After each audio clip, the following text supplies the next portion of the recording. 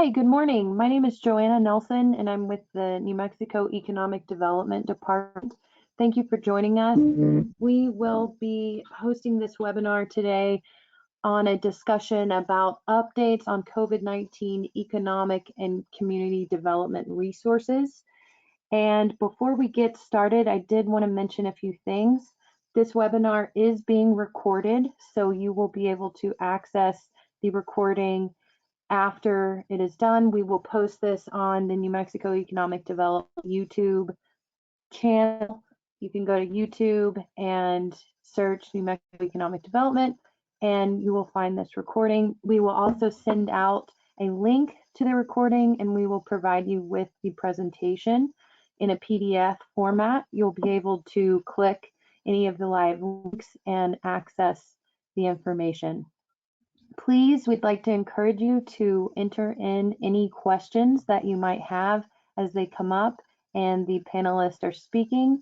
Type those into the questions box on the right hand of your screen. There is a place to write your questions. We'll compile those and answer them at the end of the presentation. I'd like to introduce the Cabinet Secretary for the Economic Development Department, Alicia Keys. Thank you, Joanna. And I just would like to preface this by saying my lovely dogs only bark when I'm on a conference call. So I will try to mute as quickly as possible if that happens. Welcome to another one of our webinars.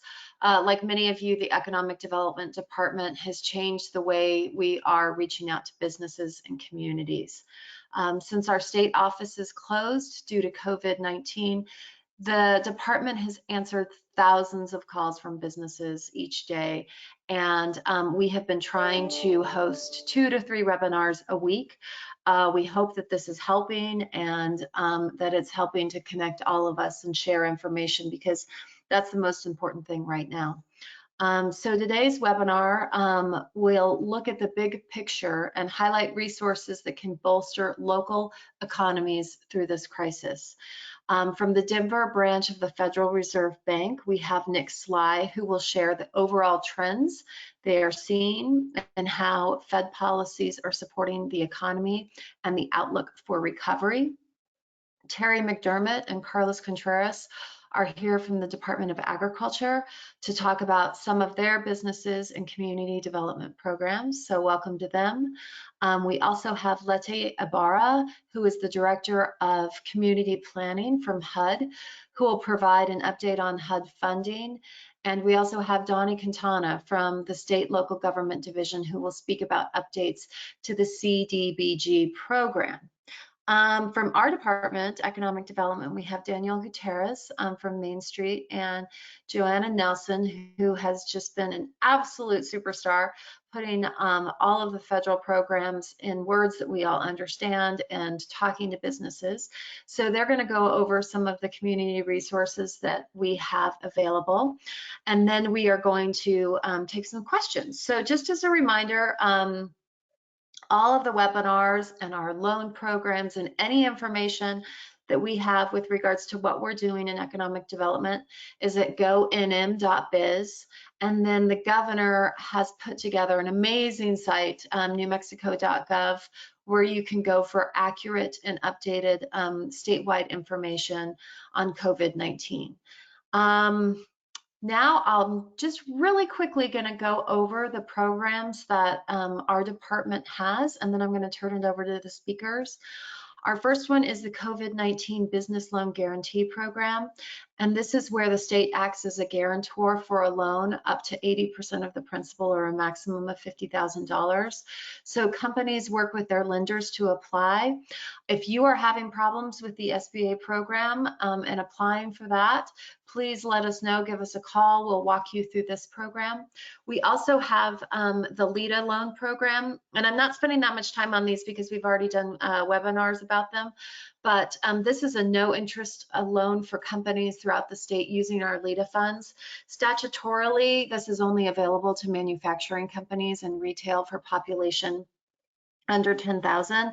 but if you look on our website, please, please, please call Mark Roper about the LEDA program or Joanna about the COVID loan guarantee program.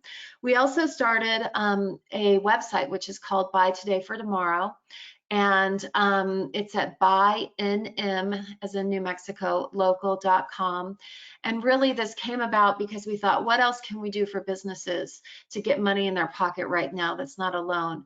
And so people from the community, people who are sitting at home wanting to help, can log on to this site, buynmlocal.com, and they can purchase gift certificates or services to be rendered in the future when everything opens up. And this is just a way that we can support our New Mexico local businesses.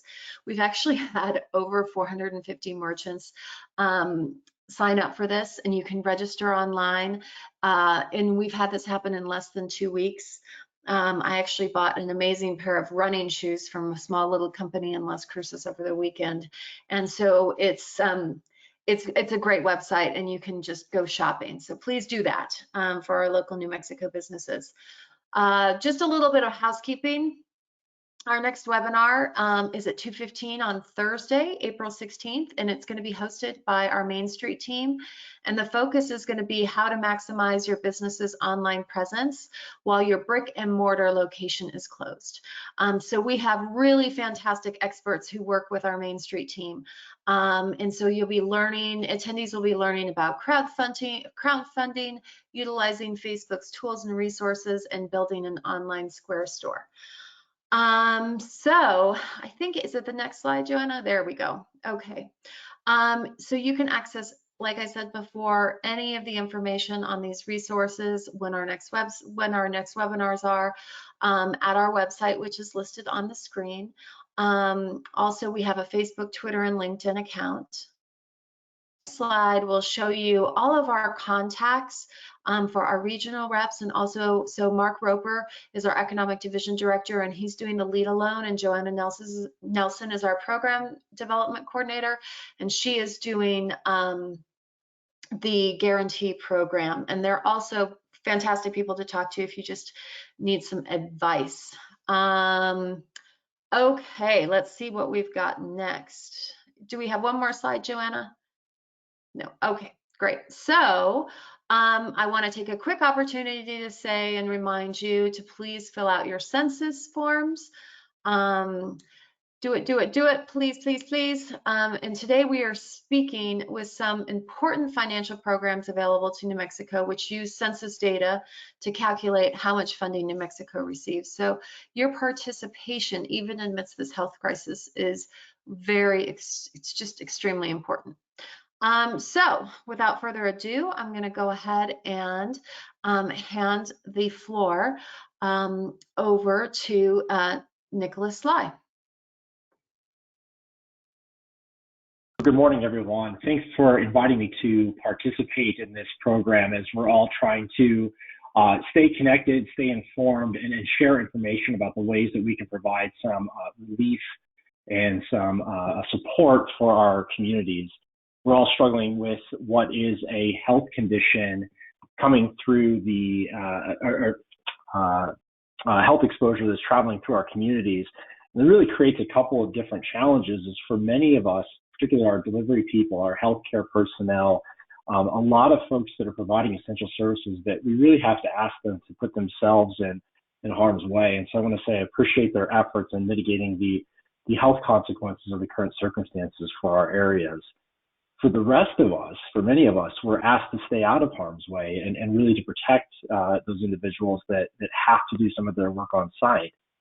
But an unfortunate consequence of us being asked to stay out of harm's way means we're also staying out of restaurants. We're also staying out of hotels and other places where we can travel. And so there are real economic consequences that come up from what is a health situation. I think all of us are, it's very apparent for all of us.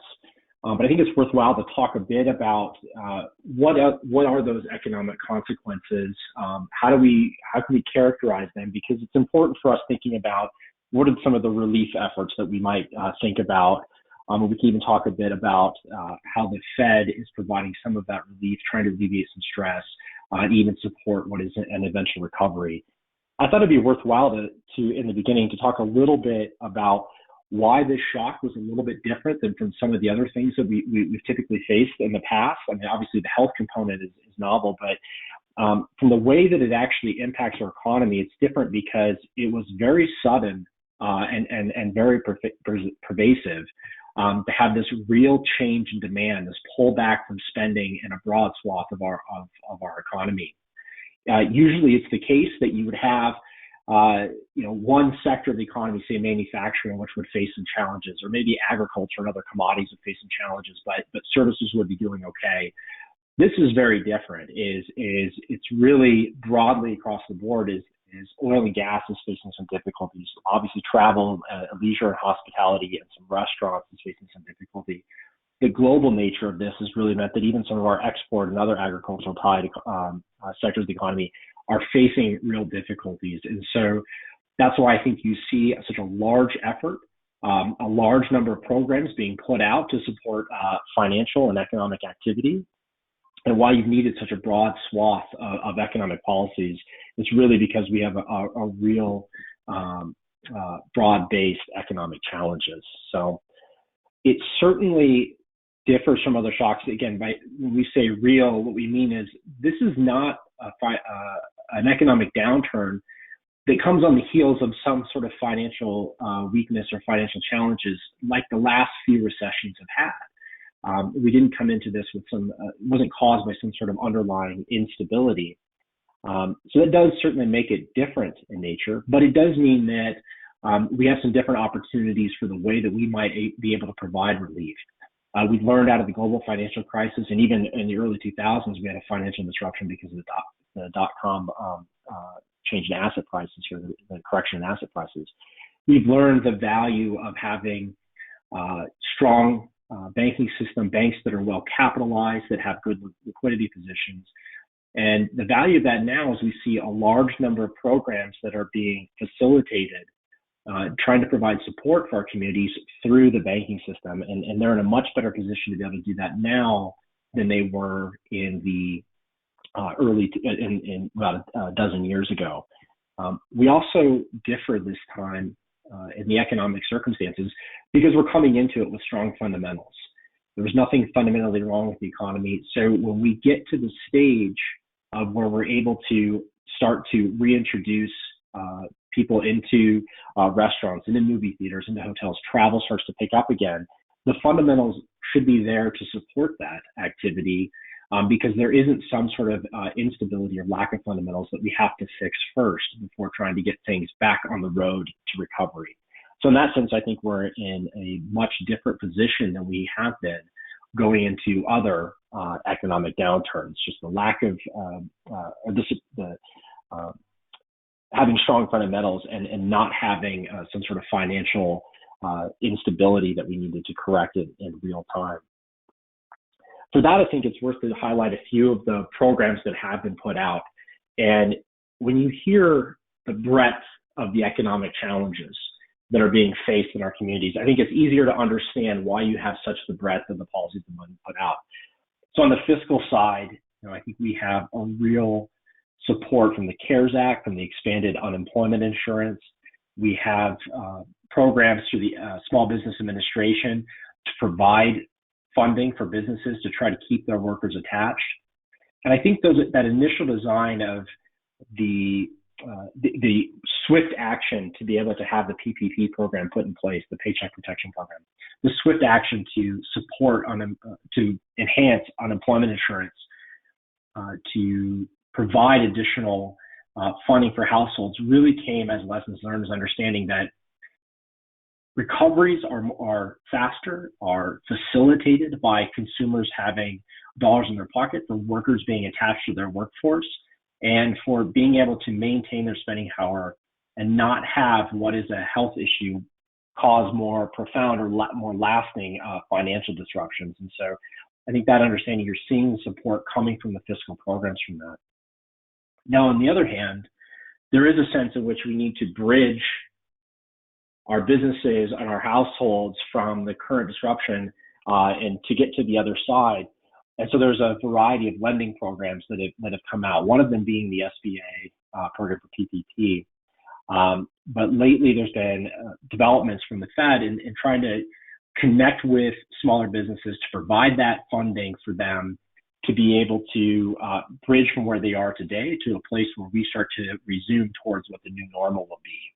And so last week, the Fed announced what were called Main Street lending facilities, which are really programs targeted at encouraging banks to work with their borrowers to extend credit for them to keep people on payroll, to be able to keep making mortgage and interest payments, to keep their operations up and running to the extent that they can, and really get to the point where we can start having a recovery here in the near future. There's also been some interventions by the Fed into mortgage markets to try to be able to stabilize those markets, which are very important for households. We've reduced interest rates, and we've even started entering into a partnership with some of the other programs like PPP in providing liquidity for banks to make sure it's easy as possible for them to participate in those programs. And so we would provide liquidity for the banks that are extending those programs via SBA. I found it helpful when you think about, like I said, large number of economic challenges means a large number of economic policies. That sounds, I think, very well aligned, but it makes it difficult at times to keep track of what the intent of these programs is, what are the challenges they're trying to alleviate. And so for me, I can at least share what I think has been a helpful way to characterize the two is right now, front and center, the very near term that we're focused on right now is very much about providing economic and financial relief for households and businesses. There's no doubt that there is a sudden loss in demand for their activities. And so we have a variety of policies now that are designed at providing relief, really just getting us to the other side where we can start to reopen the economy and get business activity going again. Then we'll have to switch and we'll have to pivot and start thinking about economic recovery, which means it's not likely that demand is going to come back exactly the way it looked before. We don't know which sectors of the economy will rebound more quickly. And so we'll have a point where we'll start to switch to make those determinations and adjust policy accordingly to promote that recovery. And I will say that's really where the tools of the Federal Reserve System are most impactful, where they are really most designed to do is to provide lending to help get us to an economic recovery. But we certainly need to have a partnership with other programs, both at the city level, municipality level, the state level, and even the national level, those fiscal programs where that spending is able to provide economic relief for our households and for our communities. So that partnership, while it certainly is happening in a way where we're standing, I think, shoulder to shoulder to provide that relief, it's certainly been happening independently. And right now, our role has been focused on at the Federal Reserve is making sure that those fiscal programs that are providing relief are as effective as possible and making sure the liquidity on the backside of the financial system is there to support those programs for sure. I'll close here with some brief comments up front because I want to yield some time if there are questions or comments to come in.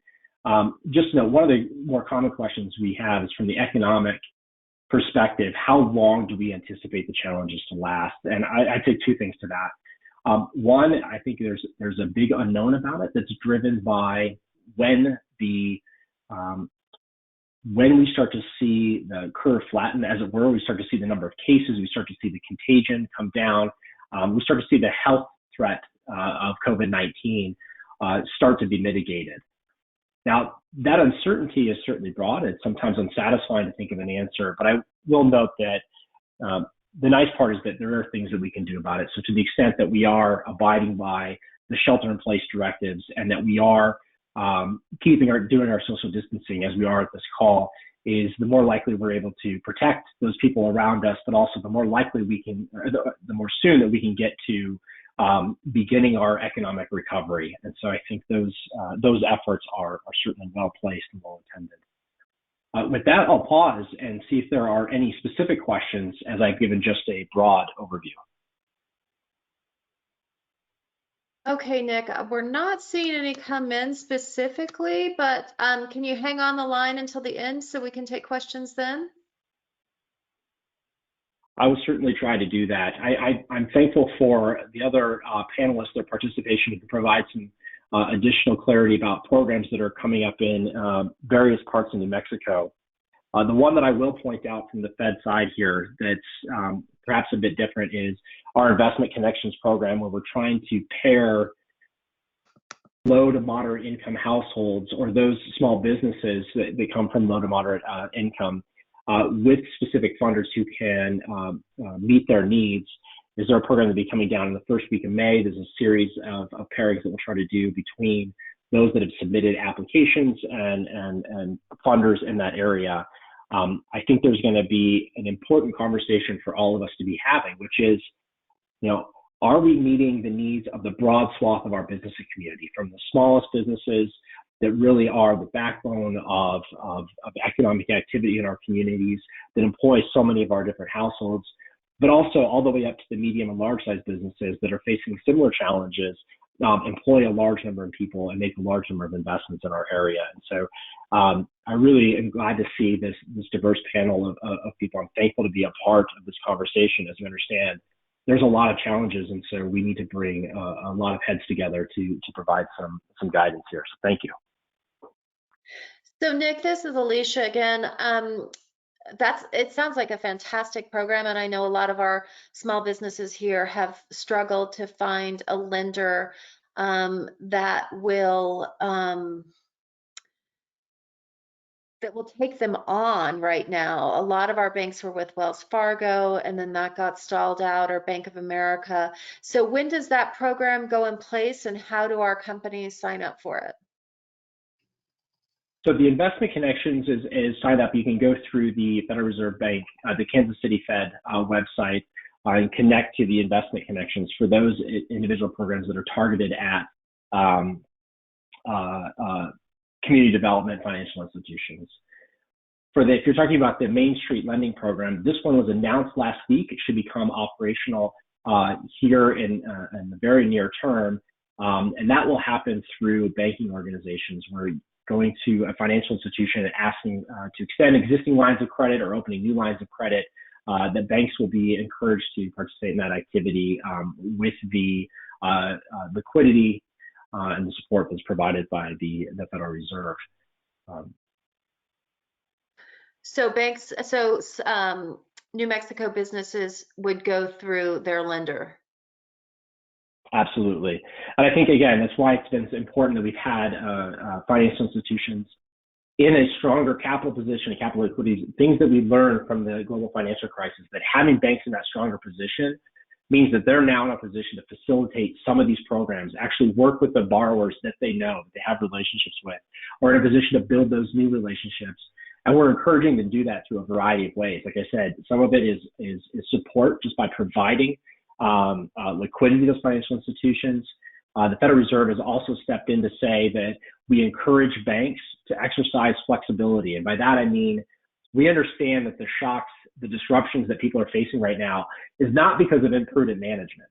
It's not because people didn't plan accordingly for this. Is that the size and scope of this shock and the policies we put in place to contain COVID-19 really created an adverse situation for many people.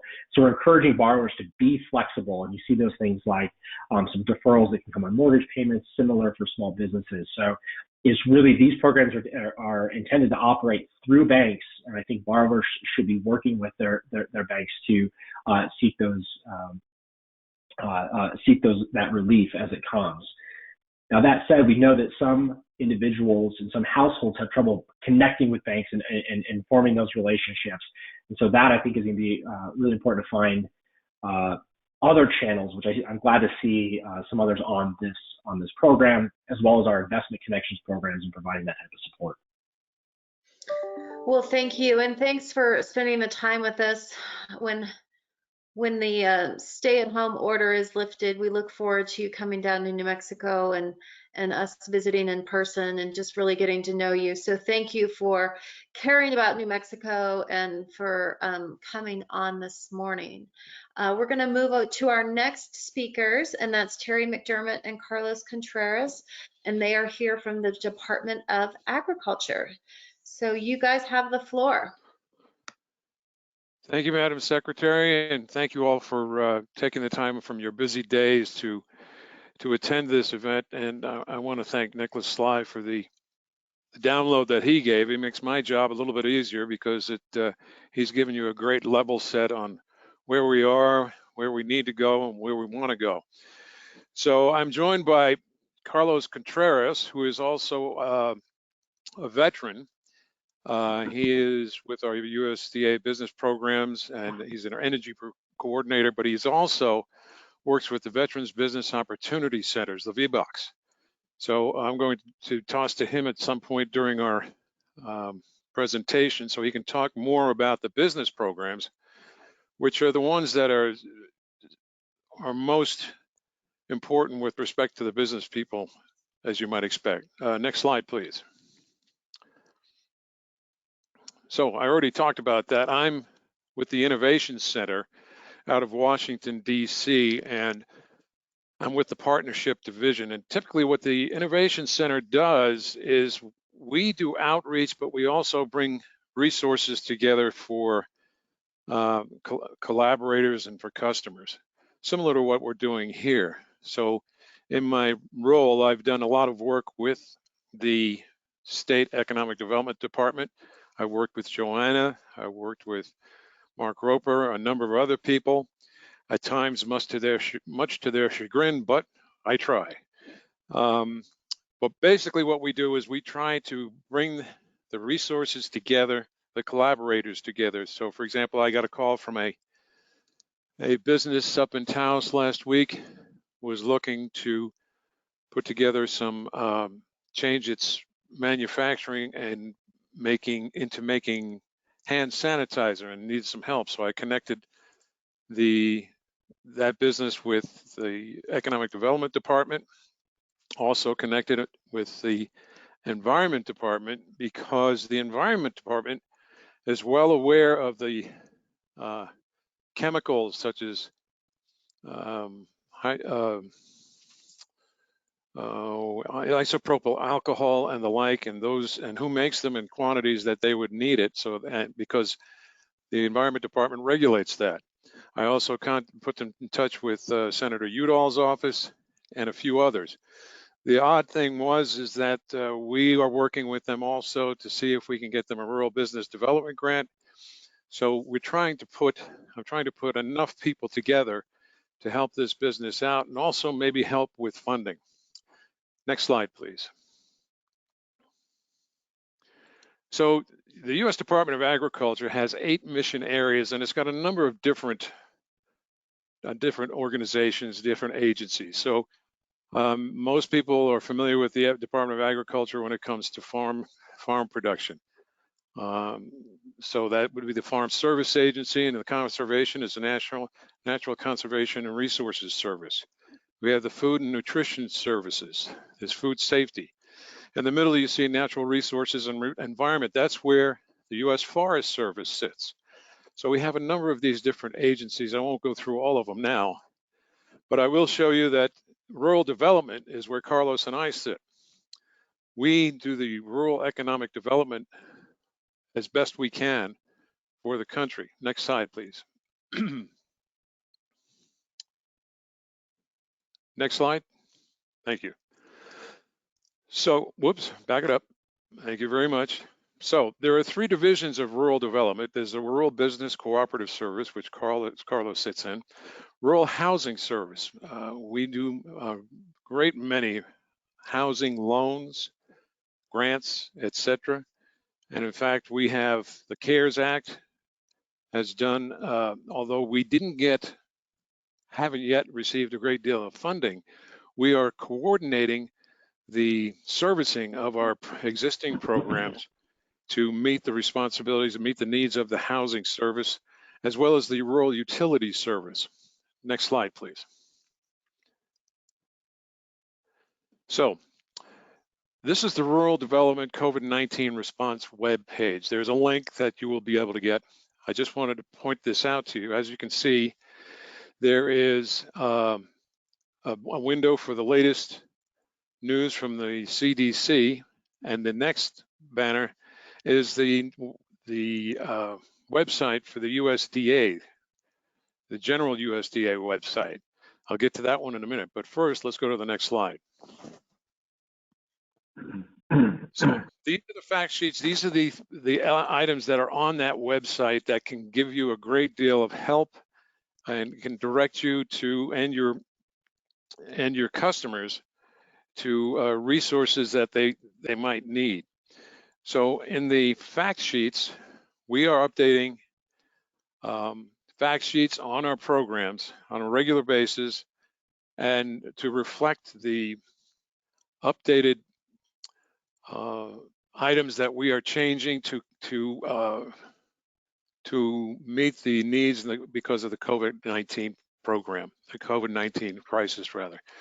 So for fact sheets, go there, that gives you a thumbnail of all the programs, but it also tells you how we are servicing those programs. A lot of these servicing programs have deferments, they have deferrals, they have a number of different things that will just be very helpful to you as far as managing the programs if you're already managing our programs, or those programs that you might want to employ from the federal government.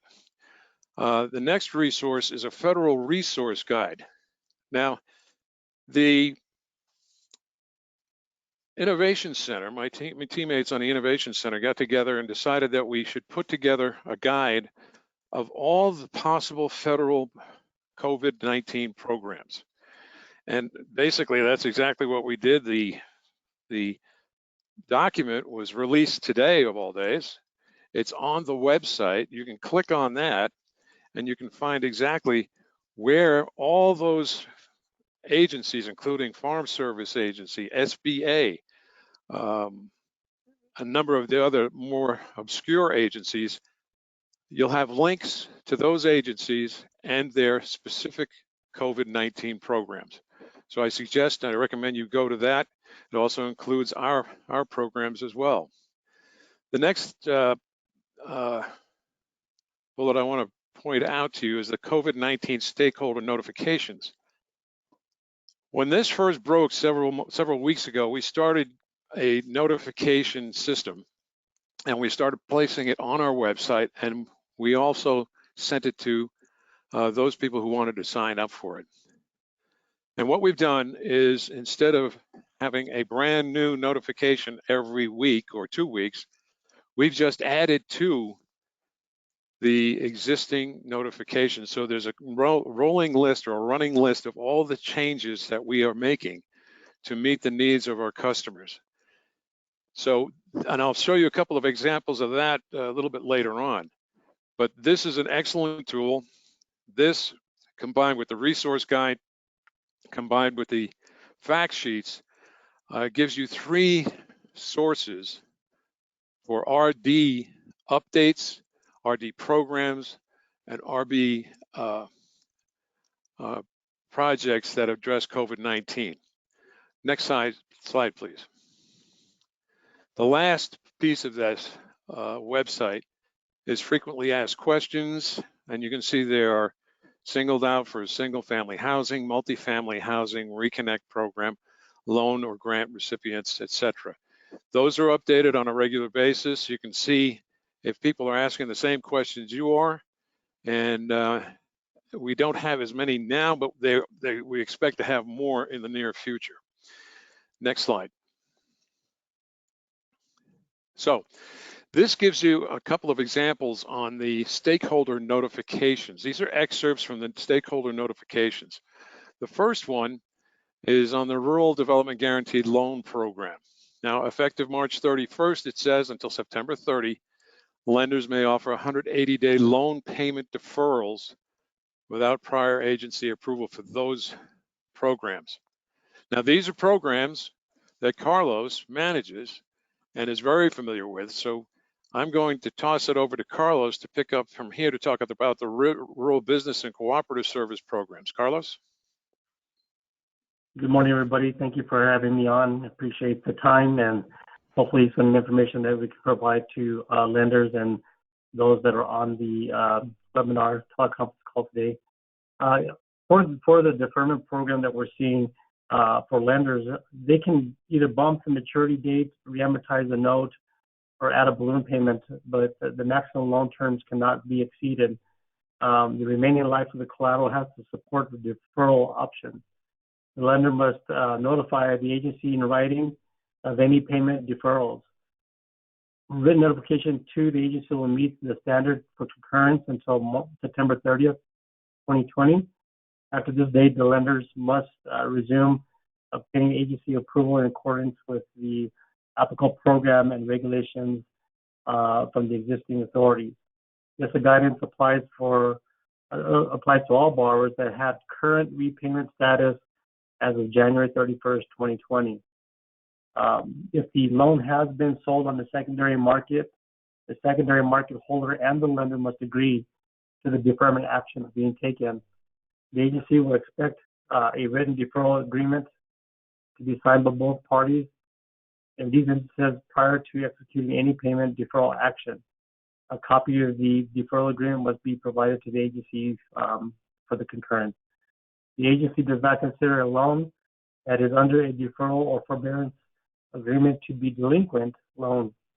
Unpaid interest occurring during a federal deferral or forbearance agreement is not subject to limitation of the guarantee of accrued interest under 7 CFR 4287. The big thing here is to make sure that the lender notifies the agency of any written covered loans that might apply for any of the deferments as well.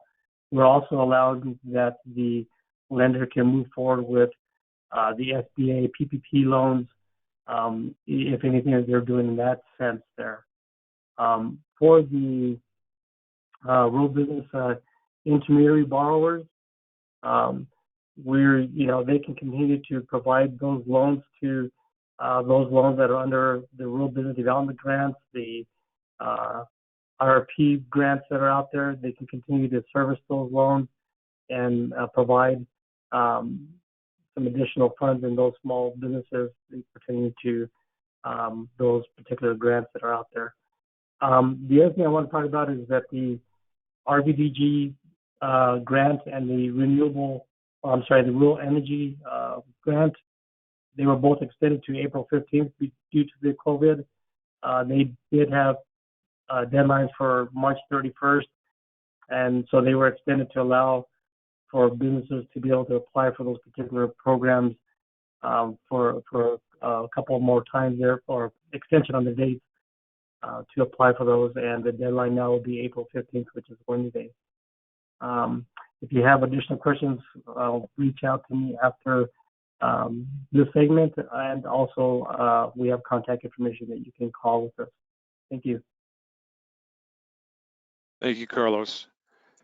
Next slide. Also, some more stakeholder notification excerpts having to do with single-family housing and multifamily housing. There are many, many updates within that stakeholder notification. I just pulled a couple so that you have a flavor of what's there and what's possible. One has on the single-family housing borrowers with single-family housing direct and guaranteed loans are subject to a moratorium of foreclosure and eviction for a period of 60 days. There's also moratorium assistance for medical bill expenses, loss of job, etc. That's on the single-family housing. Multifamily housing, guaranteed loan borrowers who are in default or facing imminent default due to documented hardship can have reduced or suspended payments for a period of not more than 12 months. And the lenders may approve the initial 180-day COVID forbearance no later than October 30th. I think the piece to take away from this is that most of what we are doing has to do with the management and the servicing of the loans that we currently have and those that will be coming. So the key is to make sure that you going back to that web page, is to make sure that you make it a point to hit those pieces, those links on that web page. Next slide, please. This is the U.S. Department of Agriculture's general coronavirus web page. You might remember that was a banner that was on the rural development web page. Let's go to the next page, please. Next slide.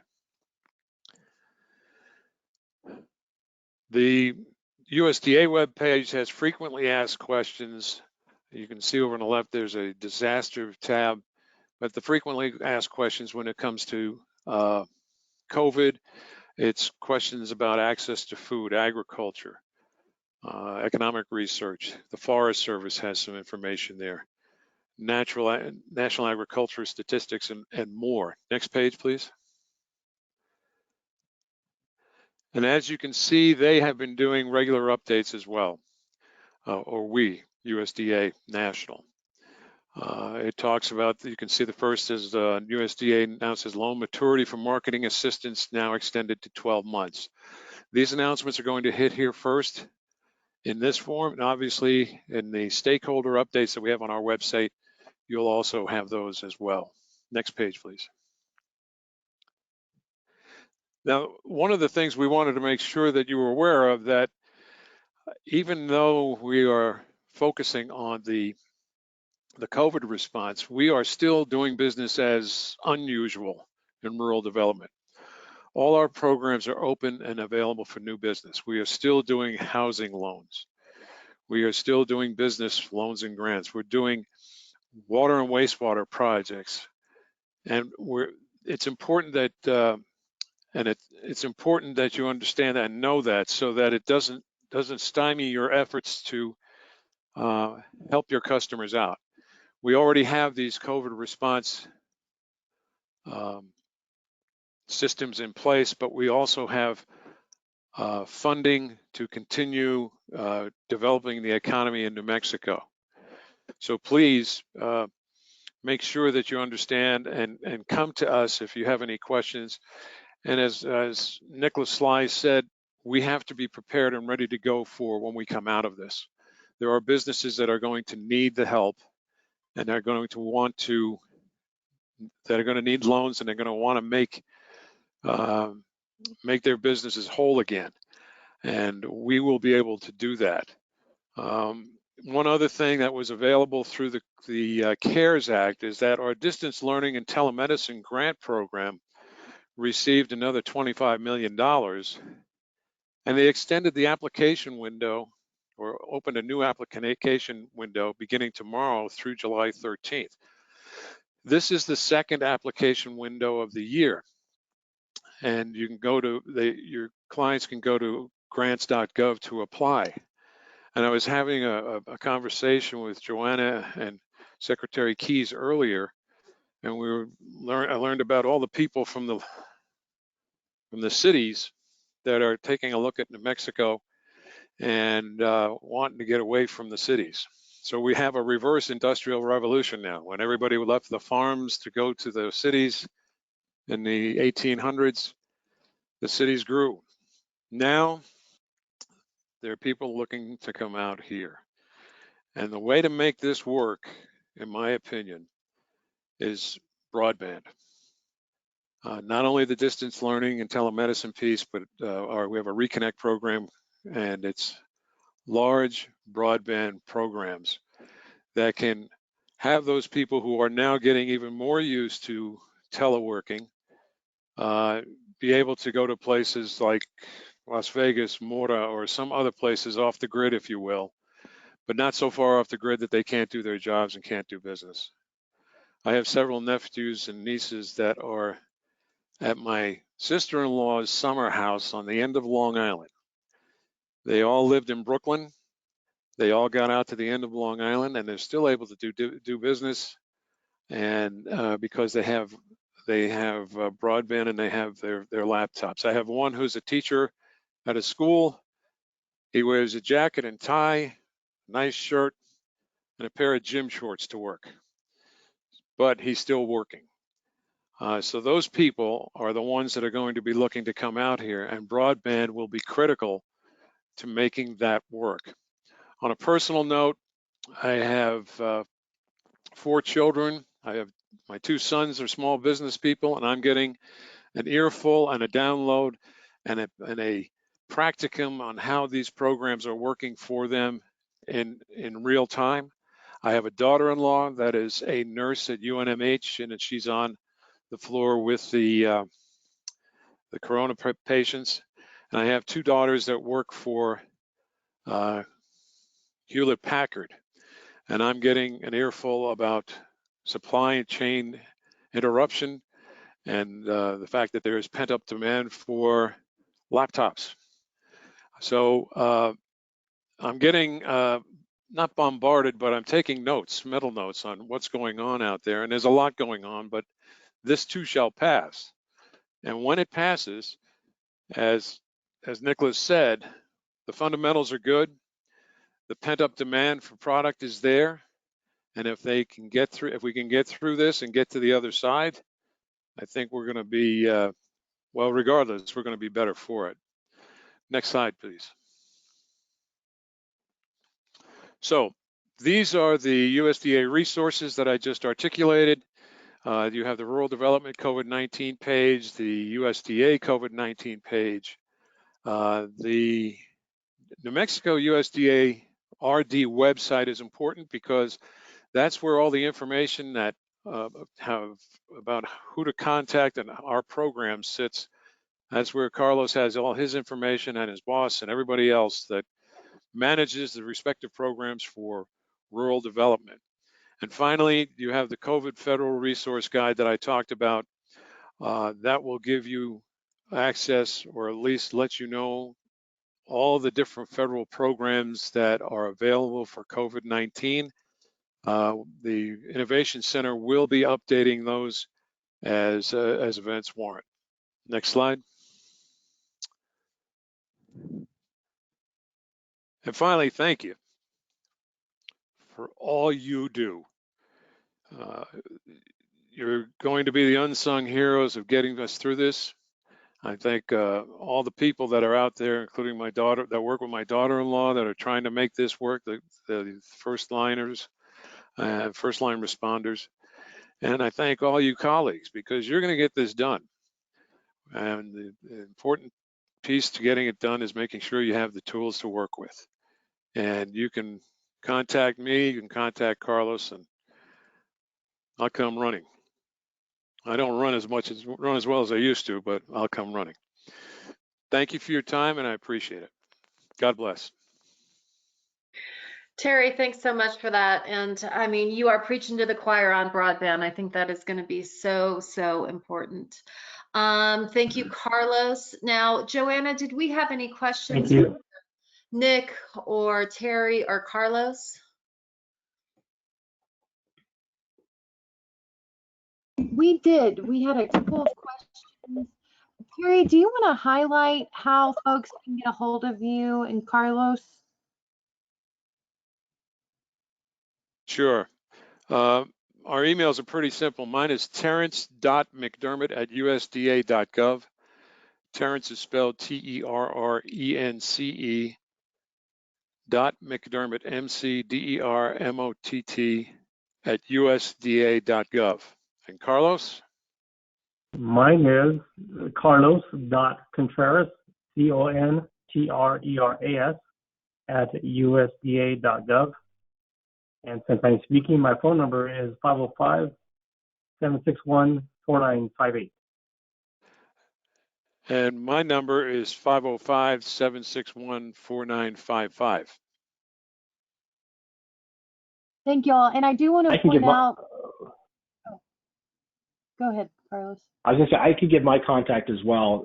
My email is my name. It's nick.sly@kc.frb.org.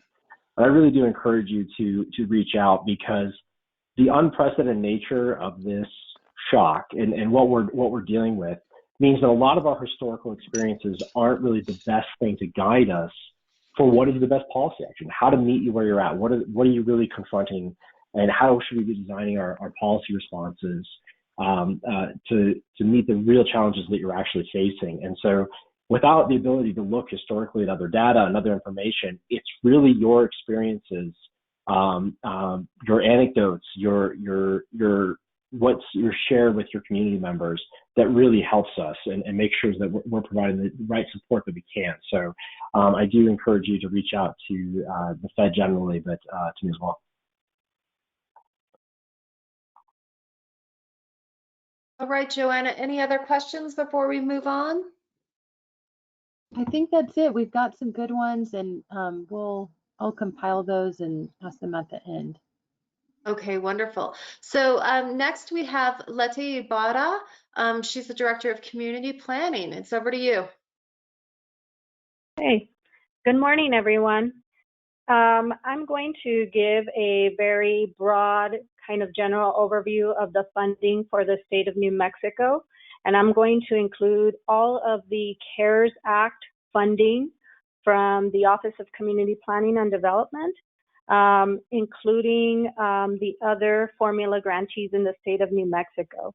So I also wanted to note that this CDBG money or community development block grant money that the state is receiving, it is in addition to the regular CDBG funds that the state and the other entitlement communities in New Mexico would normally receive. So I'll start out with the CARES Act funding for the state. So the city of Albuquerque is receiving $2.6 million for CARES Act for the Community Development Block Grant program. The city of Farmington is receiving $229,000. The city of Las Cruces is receiving $560,000. The city of Rio Rancho is receiving $346,887. The city of Santa Fe is receiving $361,227. And then the state of New Mexico is receiving $6.8 million, a little bit over $6.8 million to address the COVID-19 response. So that, again, is in addition to the regular CDBG funds that the state would get. So the regular CDBG allocation for 2020 for the state of New Mexico will be $11,577,987. And that is only for the Community Development Block Grant program. That does not include the home program, the housing opportunity for persons with AIDS, the emergency shelters grants program, or the continuum of care homeless funds that will also be allocated to New Mexico as part of the CARES Act funding. So there's additional money for that as well. So for the CARES Act flexibilities for the CDBG program, it provides flexibilities for CDBG grantees. So that's for all the grantees that I just mentioned, to make it easier to use the CDBG funds, the grants that will be available during fiscal years 2019 and 2020. So this allows grantees to use unused portions of 2019 funds as well to address the COVID response. So HUD authorized the use of these funds, and HUD is in the process of drafting guidance that would describe the waivers and the alternative requirements for the different programs. And this would be specific for the coronavirus response. So HUD published a Federal Register notice, and they are in the process of drafting some of that language for the requirements for the grants. This notice will include waivers again and alternative requirements for CDBG. And HUD will publish also a Q&A document with further information for the process. So there is a quick guide to CDBG activities for infectious disease response. There's already a guide out there that's been published, and it provides some examples of eligible activities to support the coronavirus and other infectious disease response So some of those, and I'll briefly kind of go over the information that is in the guide. So some of the information that is in the guide is going to allow for use of buildings and improvements, including public facilities. So it would include acquisition, construction, reconstruction, or installation of public works, facilities and sites, or other improvements. It includes rehab of buildings and improvements. It would include assistance to businesses, including special economic development assistance. So there's some provisions of assistance to private for-profit entities to carry out specific economic development projects. And then there's also provisions of assistance to micro enterprises. There's also a provision in there to allow an increase for public service activities. So this would allow grantees to go above the 15% cap for public service activities. So right now there's a cap on the percentage of public service activities that grantees can do, but this is going to increase that limit as well. And then of course there's going to be planning, capacity building, and technical assistance that's provided along with this funding. And this would make available to all grantees planning grants and planning only grants.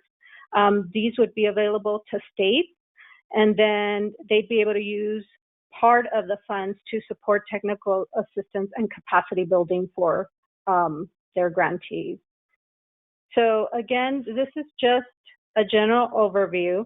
There's additional guidance that is in the works that would have specific requirements as they relate to the different programs that will be awarded to the state of New Mexico.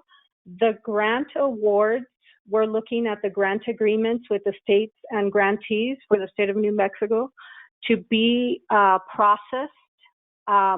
They should start processing in early May. So more information will be coming on that.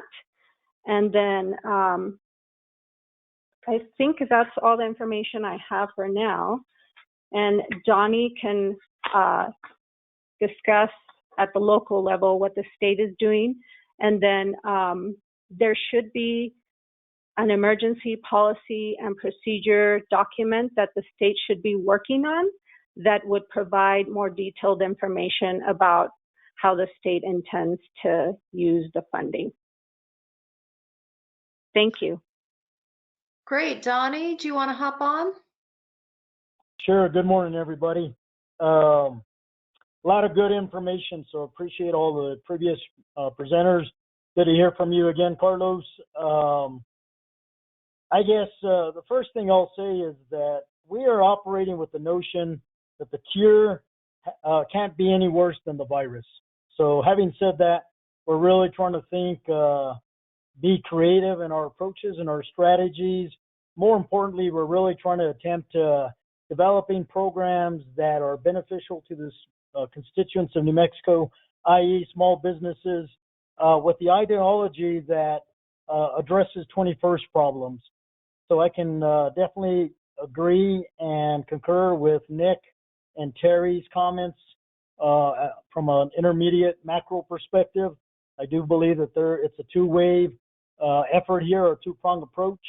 One is dealing with what I refer to as the immediate target, and that's keeping businesses alive and keeping them going, the ones that are able to. And just as importantly, for the ones that have closed their doors, either because non-essential or essential, or because they did not have the working capital to keep their doors open, that we have the ability to jumpstart those businesses as well. So definitely appreciate that.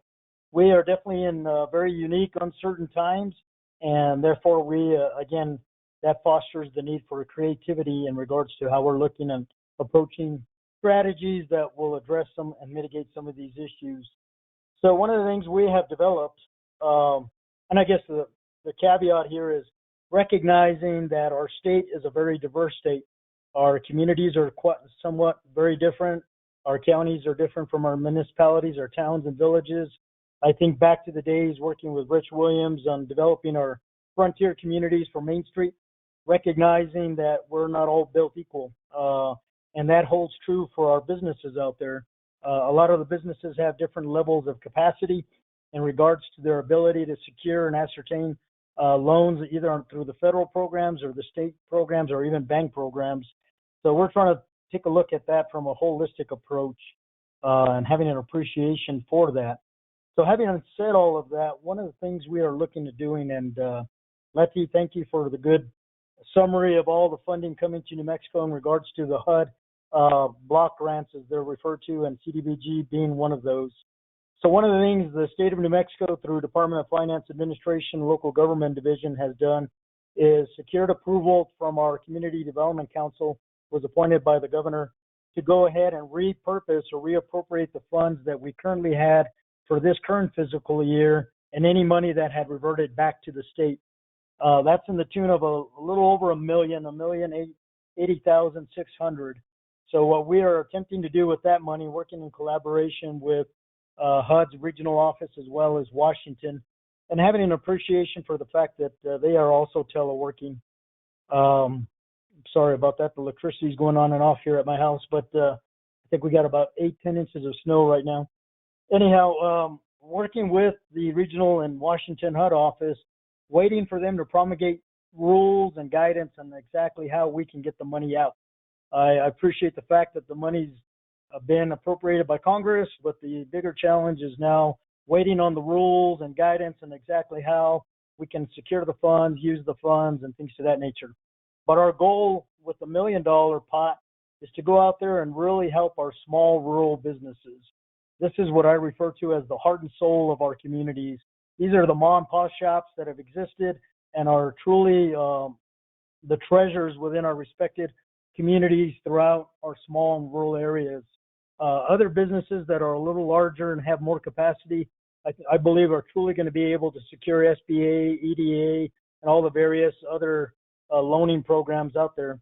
We are attempting to develop a grant program, recognizing that the vast majority of these small mom and pop shops, as I refer to them as, don't have the ability necessarily to take on any additional debt.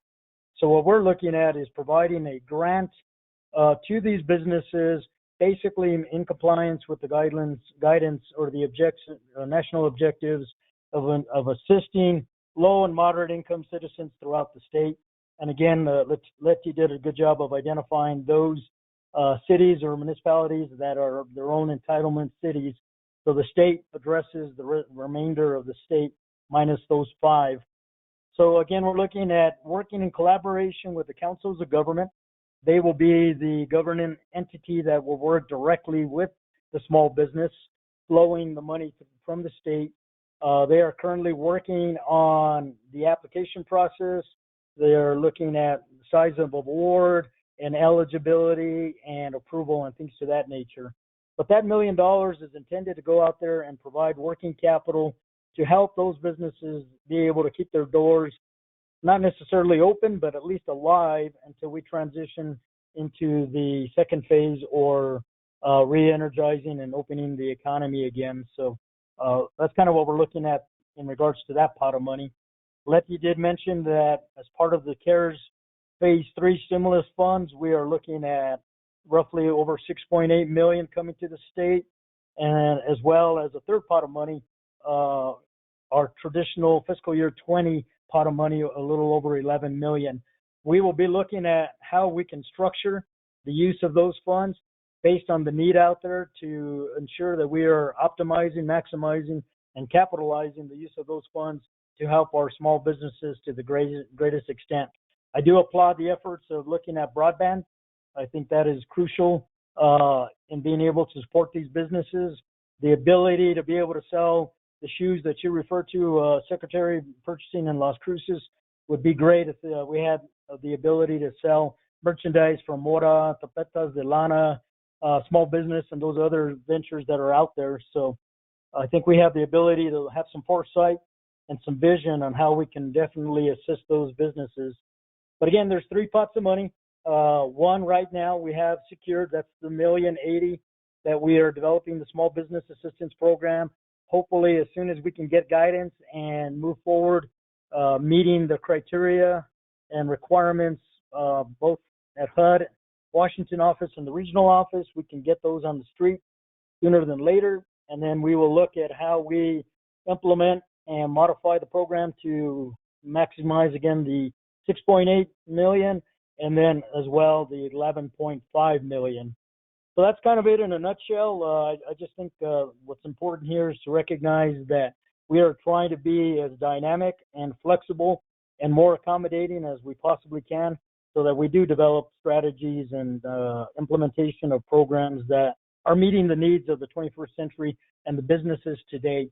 My 22.5 years with the State Economic Development, coupled with working with the Rural Development Council, I do know these businesses quite well out in these communities and have met with them and know the challenges they face in securing loans and so forth. I think, again, the understanding that there's a multitude level and diversity of the businesses that we're talking about. So I think there's programs that can meet all the needs, and not one program can meet all the needs, but I think throughout all the programs, we can meet the needs of all these respective businesses.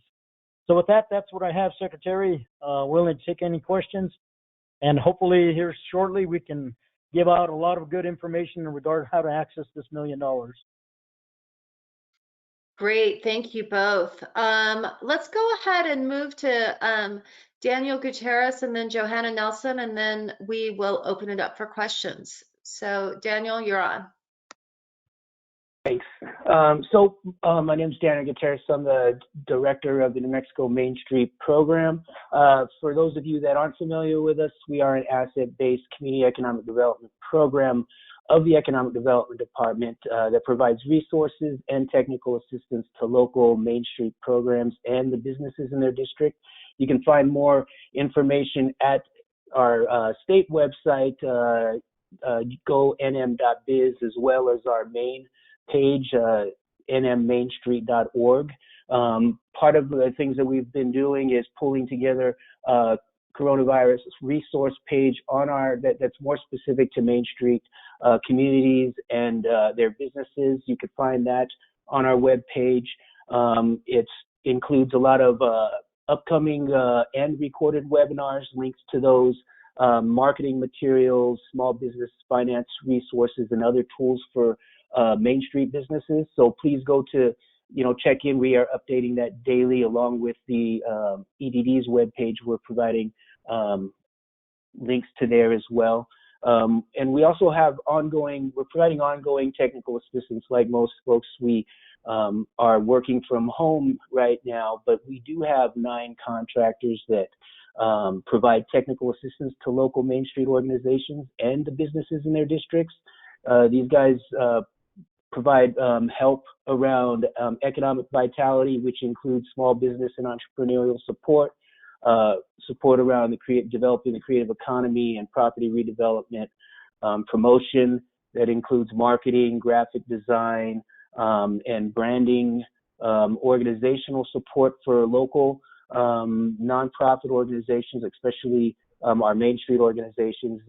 They're nonprofits that really focus on the revitalization of downtown districts, but we work on leadership development, organizational development, support, developing resources, and support around preservation.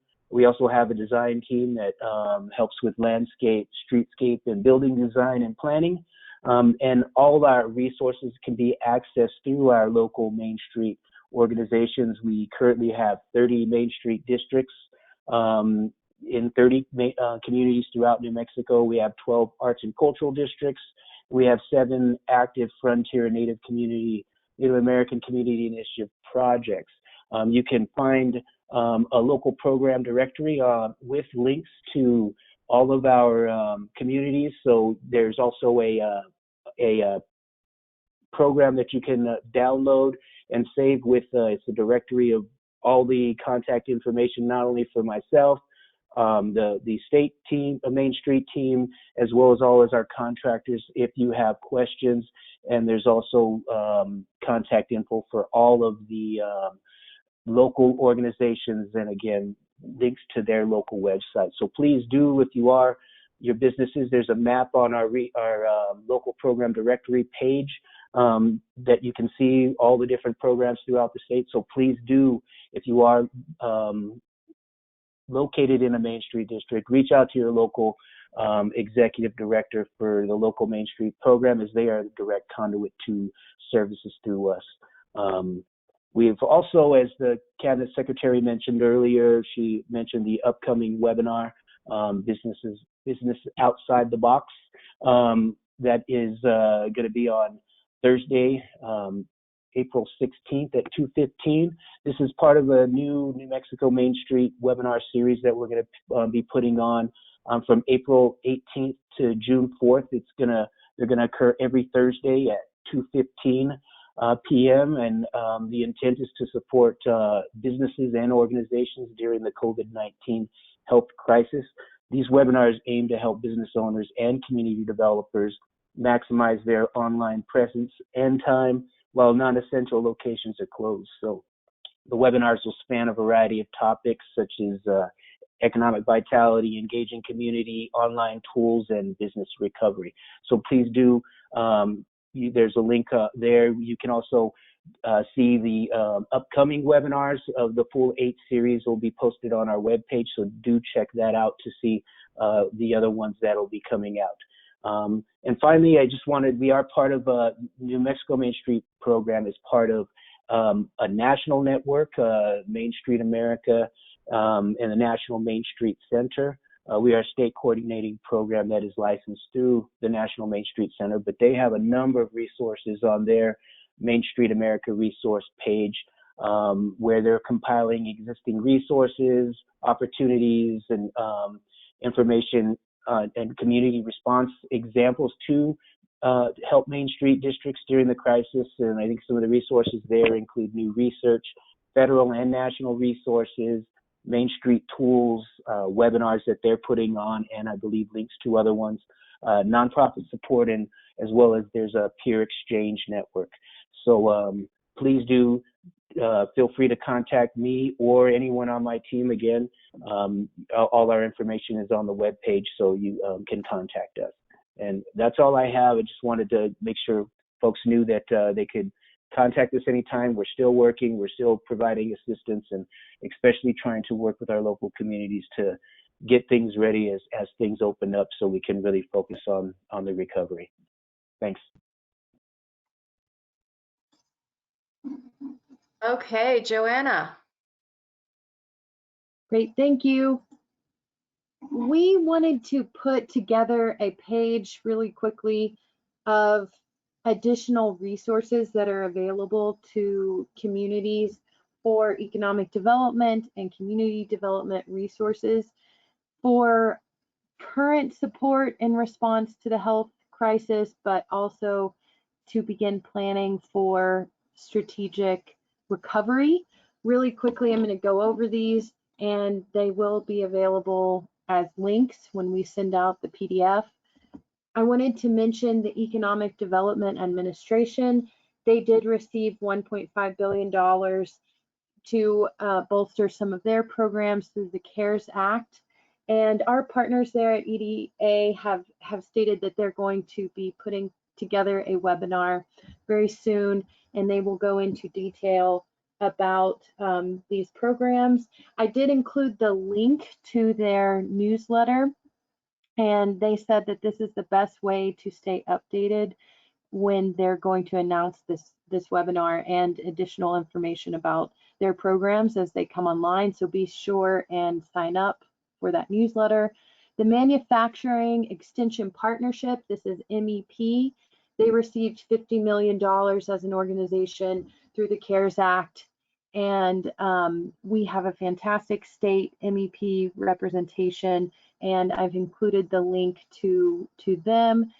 They are able to assist with manufacturing organizations and improve efficiencies and offer technical assistance to manufacturers. So their organization is linked.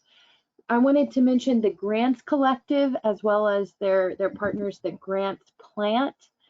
They have compiled both organizations are linked, but they have provided a fantastic resource page through the grants plant that offers insight into not only state resources that are available to nonprofits, but national.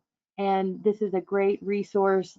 Both of those organizations are available to help communities access grants and think about development finance moving forward. Funded is New Mexico Economic Development Department's interagency group that brings together funders that are able to discuss community projects as well as economic development projects and use the platform as a way to brainstorm and collaborate about funding sources to help communities fund their projects. So we have our first meeting coming up at the end of the month, and we are tailoring that in response to the health crisis to be able to use a telemeeting, and we'll be using that as a platform to discuss funds that are available and different development finance opportunities that are available right now. New Mexico Tourism Department has a response page that has compiled some resources. New Mexico Finance Authority is obviously a fantastic partner and has some exciting programs that are available to communities and businesses, and just a great resource if you have development finance needs. I put some of these national organizations up so you can reference them. The Council of Development Finance Agencies, we're a member of this organization, and they are national leaders and experts in development finance strategies and tools. They have compiled a resource page and really are fantastic. They've got a wealth of information that's available if you want to explore anything, any topics around what's happening nationally in response to finance tools that are available. So this is a really good link. They also have a lot of information about bond financing that is a great resource.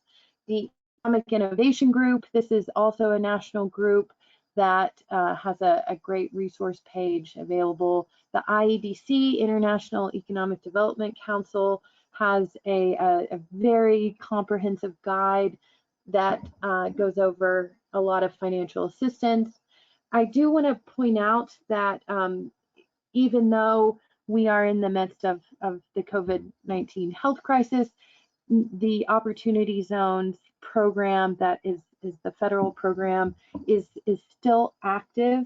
Many of the investors are still eager to invest in Opportunity Zones.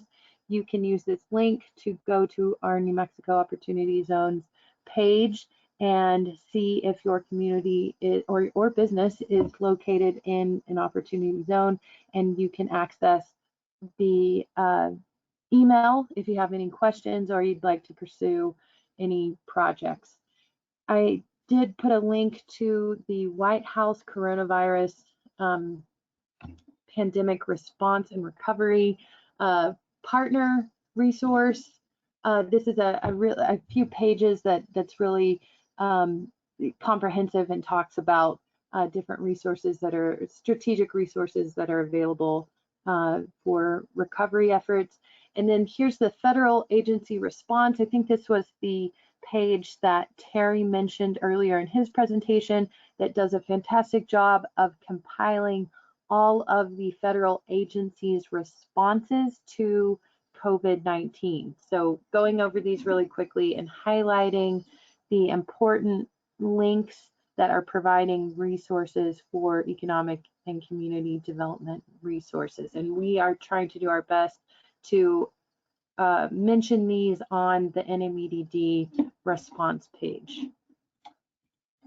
So I think it's time for questions.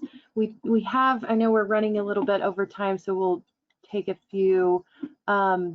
And I want to mention something. We got some really excellent news from one of our people that are participating in the webinar.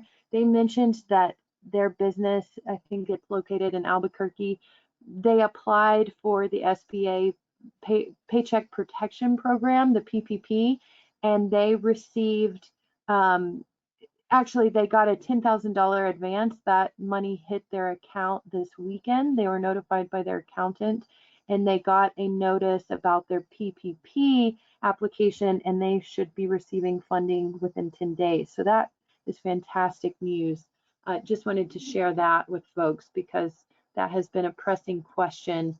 When will businesses start receiving those SBA funds? So thanks for sharing that, and wanted to share that with everyone on the webinar.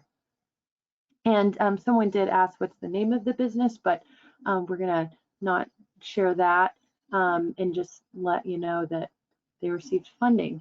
So we will be sending this presentation out along with these live links and the contact information. Some folks have asked that.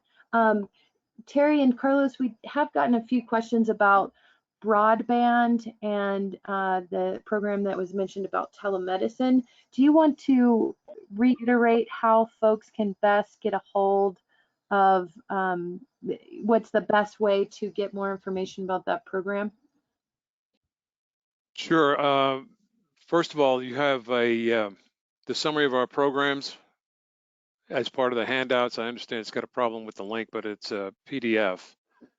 That's that you're going to be sending out. That's one thing. The other thing is that they can call me or send me an email, and I can put them in touch with our general field representative, Brian Smith.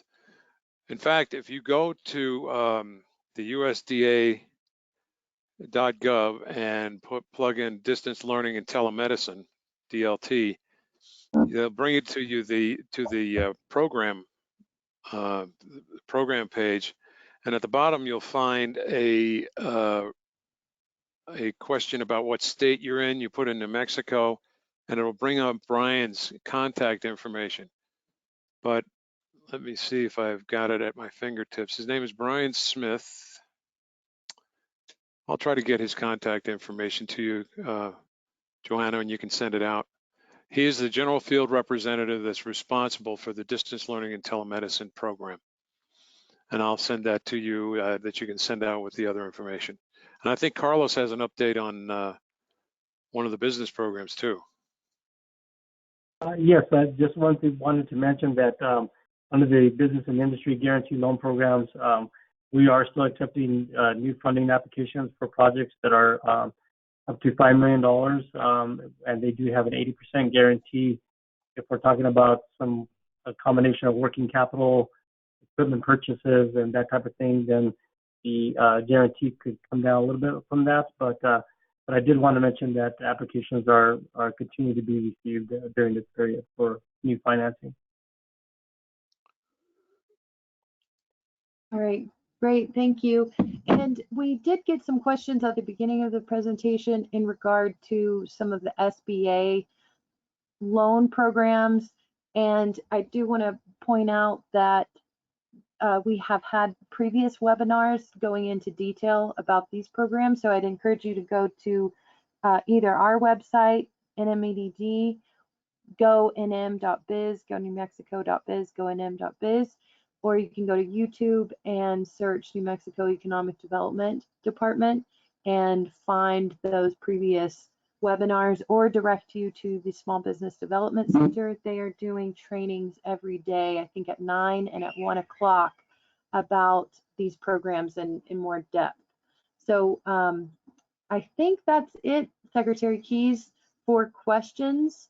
And we can send out this presentation with we're getting a lot of questions about follow-up contacts, so we'll include those when we send out the email later this afternoon. Wonderful. Well, thank you everyone for joining us, especially our speakers. And we will send those out. If you have any questions or concerns, please don't hesitate to get in touch with us directly. Our next webinar, as Daniel mentioned, is on Thursday at 2:15. Is it 2:15 or 2:30? 2:15. 2:15, fantastic. So everyone stay safe, let's stay connected, and we'll see you in a few days. Thanks so much.